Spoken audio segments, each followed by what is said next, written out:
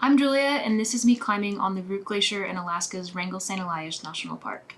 I am a master's student in the Earth System Science program at the University of Alaska Fairbanks, and I'm here today because I'm also a NASA SnowEx intern, starting to use GLOBE for my research. I hope that you will start your GLOBE research along with me. I'm Christy, also at University of Alaska Fairbanks. I'm a GLOBE educator and trainer, and I'm one of Julia's mentors. The grant, GLOBE Alaska and NASA SnowEx Reciprocal Mentoring and Collaboration, makes this work possible. In the next few minutes, we'll share my path to becoming a NASA intern and why I'm researching snow. I'll also demonstrate how to collect GLOBE snow and land cover data and later find it on the GLOBE website. Here's me and all of the people helping me with my internship. One thing I'd like to point out is that these logos represent people and projects collaborating with me. They are also interested in you and your GLOBE investigations. Dr. Carrie Voyevich is both the lead scientist for the NASA SnowEx project and my NASA mentor. About a year before this photo was taken on the Root Glacier, I wandered up to Alaska to spend the summer in the Alaska Range, and I decided to stay and finish my undergraduate degree at UAF.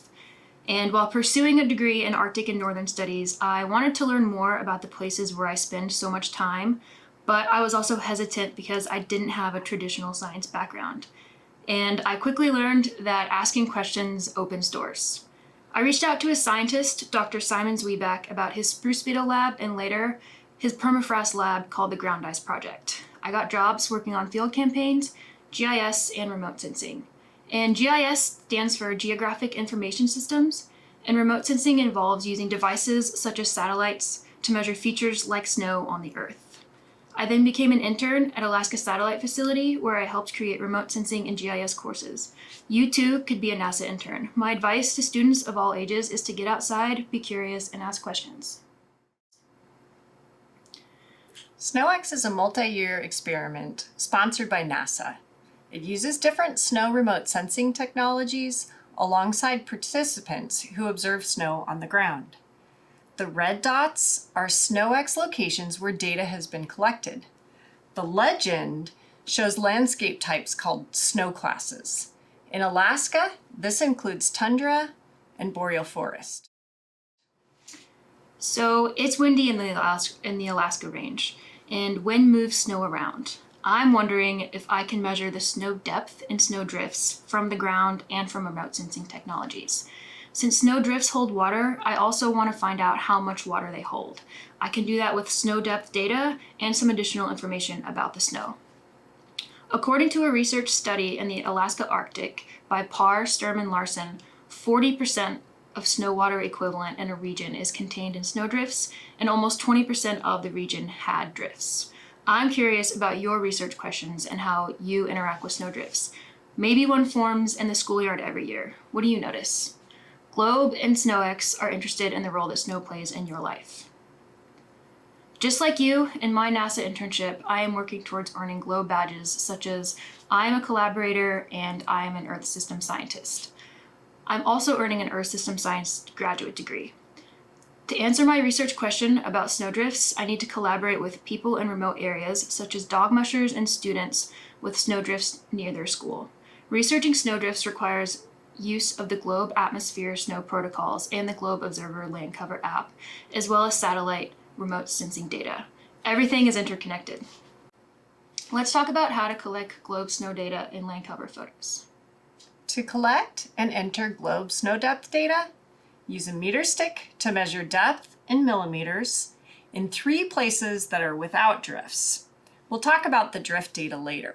The other thing I have to do before I collect my snow sample is to get the snow depth. So I'm going to get this measurement in 3 places.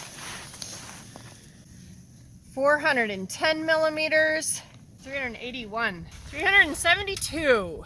GLOBE can help answer Julia's second research question: how much water is in the snowdrift? This is the GLOBE precipitation gauge. You can use it for both rain and for snow. If you use it for snow, you collect snow using the outer gauge.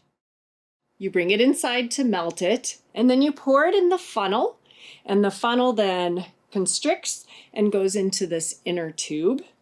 And the inner tube is marked with the depth of the liquid water equivalent in millimeters. So Kayla Bannister collected snow in this outer tube and then took it inside, melted it, and then found out how much liquid water was in that column of snow. We'll demonstrate here. I'm going to go ahead and pour into the funnel and into the inner tube. I'll stop there. And then I will read the number on the gauge. And I poured to 16 millimeters, or 16 millimeters depth of snow. So sometimes people can be confused because this looks a lot taller than 16 millimeters. And I'll show what this actually means. If I were to melt that snow and pour it into this outer tube, and then measure it with a ruler, the depth of the snow is 1.6 centimeters, or 16 millimeters. To answer Julia's question about depth of snowdrifts, we would use the Globe Observer app and the land cover tool. When taking a feature photo using Globe Observer land cover, add the depth of the drift in millimeters to the caption. NASA SnowEx scientist Dr. Carrie Voyevich also uses the Globe Observer app. She has precipitation, snow depth, cloud observations, all under the Globe Atmosphere protocols. Under land cover, you can see pictures from the snow pit sites from up, down, in each cardinal direction. So how do we find these snow depth and land cover photos in the Globe visualization system? We have to select snowpack depth under atmosphere protocols and land cover photos under biosphere protocols, and then click the submit button. I pulled these data from the Fairbanks, Alaska area. There's SnowEx data alongside student data.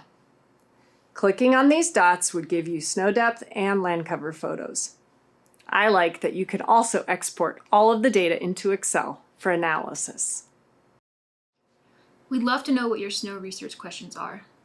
The best way to contact Julia or me, Christy, is by sending either of us an email. Let's get outside. We'll see you in the snow.